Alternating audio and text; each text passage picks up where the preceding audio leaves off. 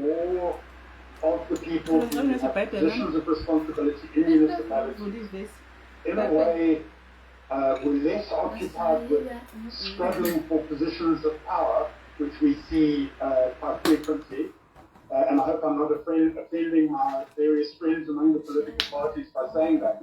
But if we see people focused on doing the job more than focused on what positions they can occupy.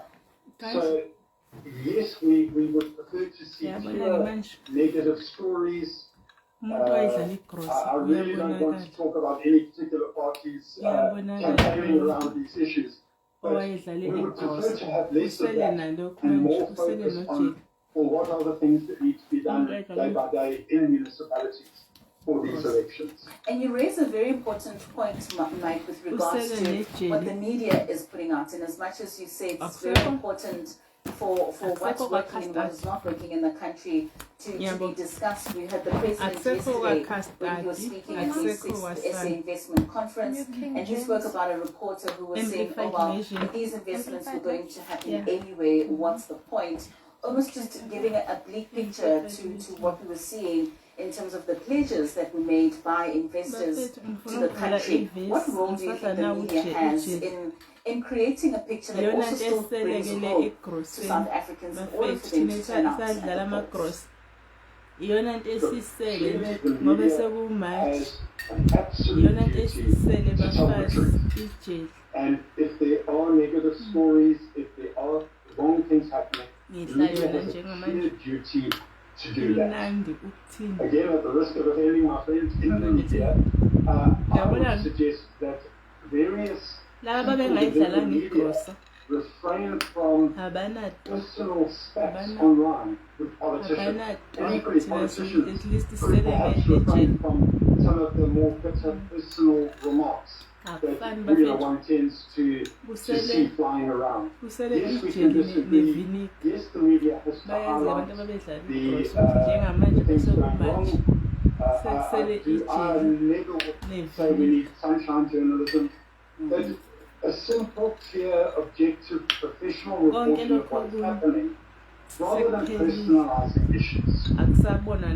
We see these elections possibly taking place at the end of this year, around November, or the possibility of them happening in January. What do you think needs to happen in the interim in order for us not only to be ready for a free and fair election, but also to galvanize many South Africans to turn up?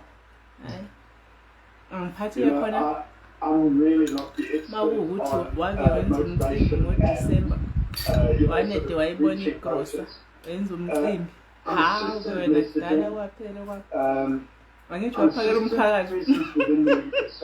the media can help by focusing on electoral matters. Often it's a natural thing. It's a scandal. It would be good to have ongoing focus on every aspect around elections. Lo muntu wangasasele nanayijeli mina ngcono ngisasele nanayijeli ngama ngasenayo kicustody kodwa ijeli yona ngisasele nayo egroseni yami ngoba mina mangenza umcimbi nizobona nje umcimbi ngiwenza phakathi nonyaka mhlawumbe nje ngobani July June August angenza umcimbi nje ngoDecember ngimosha igrosa yami ngiphakela umphakathi igrosa yami umphakathi kumele udle leyo nyama engisuke ngiyihlabile hayi igrosa an independent election analyst saw the unveiling of the logo and the tagline for the IEC as it possibly could be heading to the polls to the end of this year or the beginning of 2027. We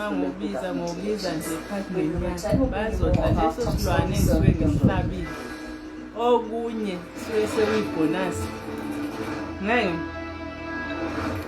ngeke ngithathe igrosa yengane zami ngiphakele umphakathi ukuthi ngenze umcimbi ngoba igrosa sengenile kuchaka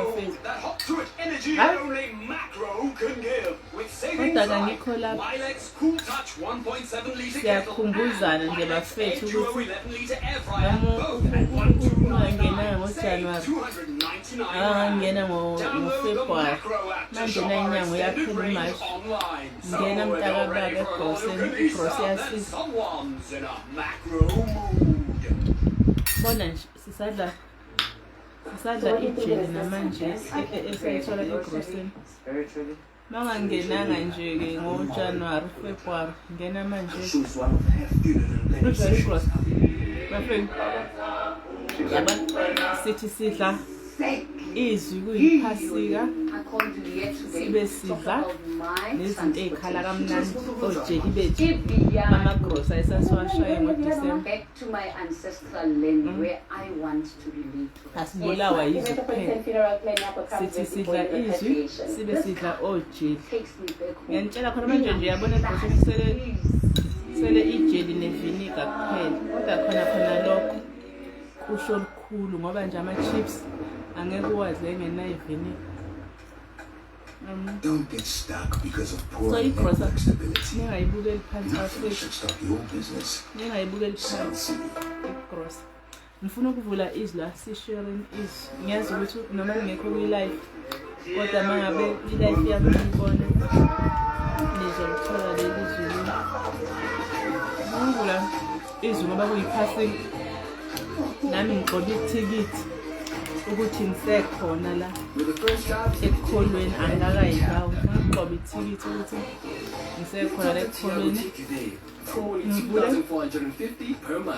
izwi ngisike kwelijikayo bafethu ngisike kwelijikayo ngikuthatha leli thuba ngisukume Welcome back. Hayi Johannesburg ukuthi residents angisukumi and nalutho business owners bafethu are ngisukuma raising the alarm nezwi over the hayi impact ukuthi of new angisukumi tariff nalutho increases by ngisukuma Eskom. Customers nezwi supplied ngithatha leli directly by thuba Eskom will see an ngisukume nezwi 8.76% rise from bafethu today. Sinigo Mhlaba. mangiphethe The mangiphethe impact izwi of Eskom's ngiphethe 8.7% ingadlangadla electricity tariff hayi increase nenetwork is namhlanje already being ngiphethe felt kahle by ngempela local ngathi business ngizokushiya owners kahle izwi and vulnerable ngisukuma citizens nezwi in bafethu different ngisukuma communities in nengadlangadla Johannesburg. ukuthula kube sebandleni ukuthula kube sebandleni ngisukuma nezwi nengadlangadla hayi ukuthi angisukumi nalutho ngisukuma nolizwi owayekhona emandulo namanje usekhona ngithi nje nami angisike elijikayo kuleli phastika kungasali ngaphandle bonke abantu bagqoba amathikithi khona manje abanye Local bayagibela businesses in Soweto baya say kuphi kuphi the new bayobalwa tariffs will have kuyiphastika devastating nami effects on operations.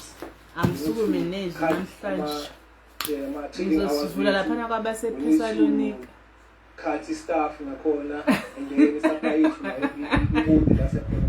uthanda kodwa yini ngesitsani emasamsi yolanda yonke into yethu yabona sokukhuphuka petrol iPesalom ngivula iPesalom ngiyanicwalisela phela manje nabatswana la ngivula iPesalom ama-Psalms lawo amahubo ngizovula amahubo njengamanje nami ukuthi ngigqobe ithikithi ngibhalisa sadla abangafuna ukugqoba ithikithi ukuthi basekhona la enkosini angazi noma sebewile kumele umuntu agqobe ithikithi nami ngithanda ngigqobe ithikithi ngokuvula nalizwi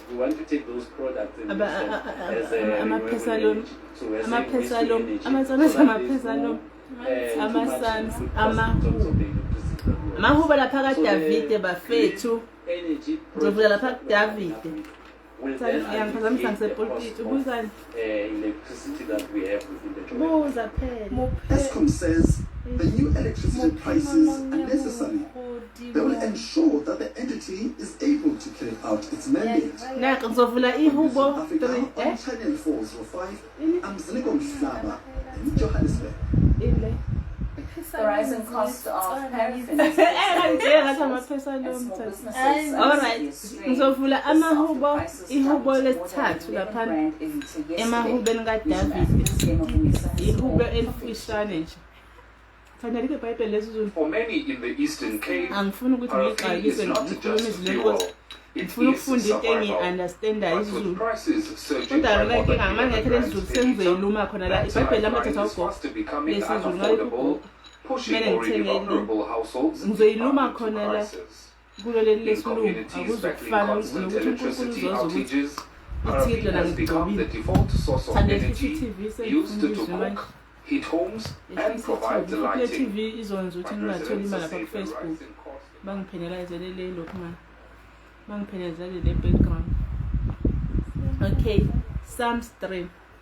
Lord, how they are increased who trouble me. Many are they who rise against me. Many are saying of me, there is no help for him in God. Selah. But you, O Lord, are a shield for me, my glory and the lifter of my head. With my voice I cry to the Lord, and he hears and answers me out of his holy hill. Selah. I lay down and slept, and wakened again, for the Lord sustained me.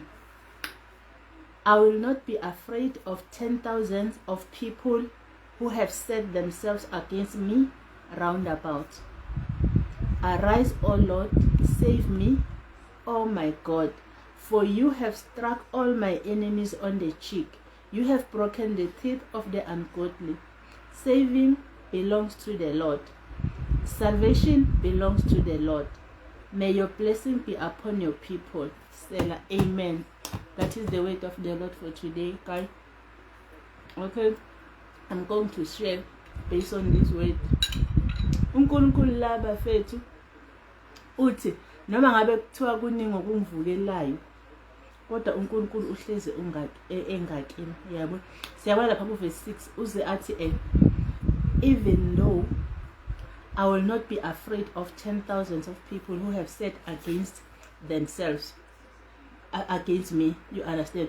So la uNkulunkulu uchaza ukuthi bafethu ngiyazi isikhathi esiningi abantu babheka abantu, babheka abantu isikhathi esiningi uma kukhulunywa ngama enemies, and then bese kugcineni umuntu ehluleka ukulwa impi, because ukuze ulwe impi yakho kumele usazi isitha sakho, yabona? So abantu njengoba neBhayibheli lichaza la lethi those who set up 10,000 who set against me, you understand? Nowadays abanye ngizithandela ku Facebook baze bathi ayithina silwa nempilo asinaso isikhathi sabantu. Ngiyawathanda lawo mazwi lawo ngoba abantu abaningi guys, umuntu usuke abheka abantu ayitshela ukuthi abantu benza ukuthi njani angaphumeleli, ayeke izimo. Kunezimo empilweni yethu esizaziyo ukuthi izona ezisibambayo ukuthi siphumelele, yabona? Uma ungawenza introspection usibheke wena, uzokwazi at the end of the day ukuthi ezinye izinto ezenza ukuthi ungaphumeleli kahle kahle amaphutha akho, uyabona? Uphume kubantu, yabona? Uma uphuma kubantu, ukuphuma kubantu kungendlela eziningi. Ngisho ukuphuma kubantu ekuthenini abantu ibona abakwenza ukuthi ungaphumeleli, abantu ibona abangangifuni, abantu ibona abanjani njani. Guys, uma ngabe ubhekana nezimo ezinganjalo, uyazi ukuthi thina silwa nelinye iside lokumnyama, uyabona? Uma ngabe so uSathane esebenzise lo muntu ukuthi abe against wena musu ukufocus kulo muntu, focus kuphi? Empilweni yakho. Lokho kuzokusiza ukuthi ukwazi ukwenza introspection, ukwazi ukuthi ufocus ezintweni zakho, because uma uzobheka abantu ugcina sowuluza ifocus namandla akho bafowethu. Thina impilo yethu is not based on what we see, uyabona? Impilo yethu ayilele ezintweni ezibonakalayo. Kahle kahle impilo yethu ilele kakhulu ezintweni enjani ezingabonakali, bafethu. Kanjani na nangabe uchitha isikhathi ulwa nabantu, kunamandla lawa asukayo kuwe, kunamandla lawa ahlephukayo kuwe. Uchitha isikhathi unenzondo, ungaxoleli, ulwa nabantu ukuthi abantu abakufuna, abantu banje. Okay, ngenzeka abantu bakukhube kwesinye isikhathi. Okay, abantu babekukhubile, xola, ubheke phambili. Angabi into obeka kuyo i-energy yakho, uyabona? Because mawubeka i-energy yakho lapho kuleyo unforgiveness idla amandla akho. Lamandla kumele ngabe wasebenzise enqobeni izimpi zakho zempilo, uyabona? At the end of the day, noma abantu bangakuthanda bonke bafethu, angeke kodwa bakubekele into kuphi etafuleni. Uyayibona lonto le? Noma ngiya-understand okay ikhona le side lama connection and so on, kodwa into engifuna ukuyichaza ukuthi noma ungahlala ungabi na sitha at all, kodwa lokho ayikho into okuzoyibeka etafuleni lakho, uyabona? So kubalekile ukuthi amandla onawo uwasebenzise empilweni yakho. Angali singabantu, sinenyama, sinegazi, uyahlukumezeka umphefumulo. Kodwa do not dwell on that. Ungahlali ungakhi lapho. Abanye bayakha abafethu baze bakhe amabhilidi bakhe ama-double story. Umuntu umuzwa nala ku Facebook mayikhuluma ukuthi hey lo muntu wakhile kuleya ndawo wakhe ibhilidi wakhe i-double story kuleya unforgiveness. Umuntu uyahlala athi nje ubani nyanga zonda wangenza ukuthi umbone ukuthi wakhile lapha akafuna ukusuka. Suka kuleyo ndawo hlaleleni lapho. Akusikho lapho uNkulunkulu akufuna khona. Suka ekuthenini ubani akangifuni, ubani ungenza lokho, ubani bheka kumoya engcwele, bheka esiphambanweni bafethu. So ngifuna ukuthi ngaleso sikhathi sephasika asibhekeni esiphambanweni ngoba esiphambanweni ilapho amandla ethu enjani akhona. Asingamvumeli uSathane ukuthi athathe izinto kithi. Uyabona? Siyadinga lesi strength bafethu ukuvuka ekseni kwenza ukudla kwasekuseni. Amandla lawa siyazi abaningi uvuka ukhathele engathi ubule ebusuku engathi ubwenzani. Uyabona?